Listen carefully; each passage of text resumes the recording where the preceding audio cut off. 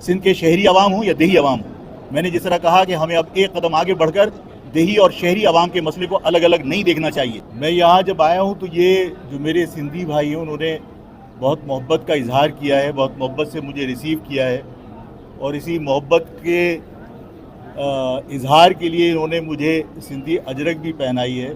मैं इन सब का बहुत मशकूर हूँ। मैं क्योंकि टेक्निकल आदमी नहीं हूँ, अच्छा मैं क्योंकि अर्बन एरिया से ताल्लुक़ रखता हूँ तो मुझे जो देही सिंध के लोग जिस तरह पानी के मसले पर उनकी स्टडी है उस तरह मेरी स्टडी नहीं है।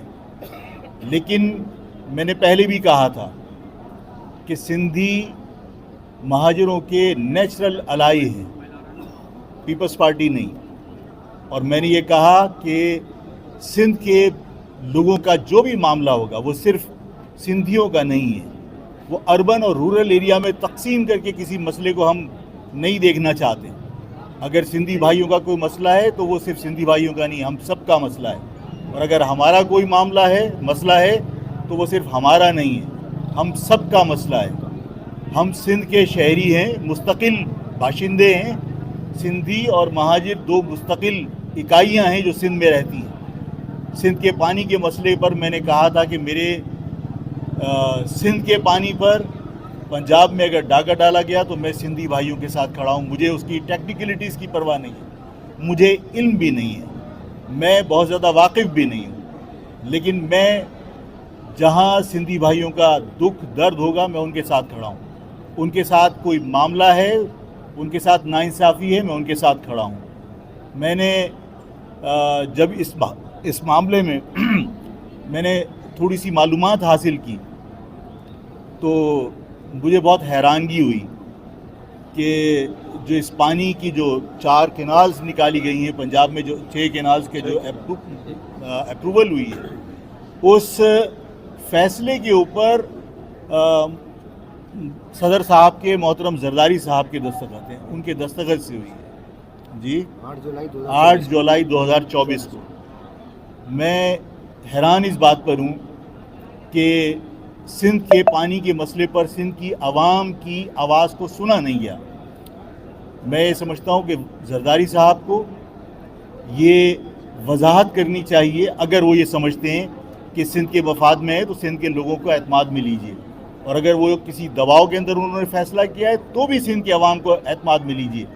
इसलिए कि किसी दबाव में अगर सिंध के मफादात का सौदा किया गया है तो सिंध के अवाम, चाहे वो अर्बन हो चाहे वो रूरल के अवाम हो, वो सिंध के मफादात के सौदे पर ज़ाहिर है कि सरापा एहतजाज हैं। सिंध के शहरी इलाकों में भी जरदारी तोसा, शहबाज तोसा,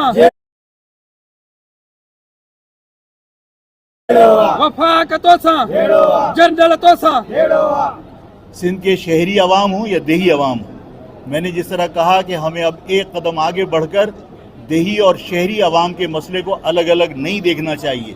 हमें अब एक कदम आगे बढ़ाकर हर मसले को जो देही है उसको भी शहरी अवाम को अपना मसला समझना चाहिए। और अगर कोई शहरी अवाम का मसला है तो मैं इस देही सिंध से ताल्लुक़ रखने वाले इन वकला बिरादरी से भी कहूँगा कि उन्हें भी सिंध के शहरी अवाम के मसाइल को अपना मसला समझना चाहिए। हम जब सब मिलकर जिद्दोजहद करेंगे तो बदउनवान गवर्नमेंट से निजात हासिल होगी। ये गवर्नमेंट आपके और हमारे मफादात का सौदा करके सिर्फ इक़्तिदार से चिमट कर पैसे बनाने में मसरूफ़ है। इसे सिंध के अवाम की दुख तकलीफ़ का कोई एहसास नहीं है।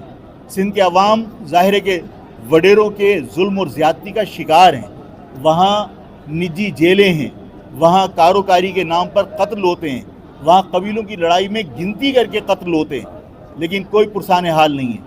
मैं ये समझता हूँ कि सिंध के देही अवाम और शहरी अवाम बिल्कुल यकसां इस बदउनवान गवर्नमेंट के विक्टिम हैं और सबको मिलकर इस बदउनवान गवर्नमेंट के खिलाफ मुत्तहिद होकर अपने हुकूक के लिए जद्दोजहद करनी चाहिए। किनाल पर दस्तखत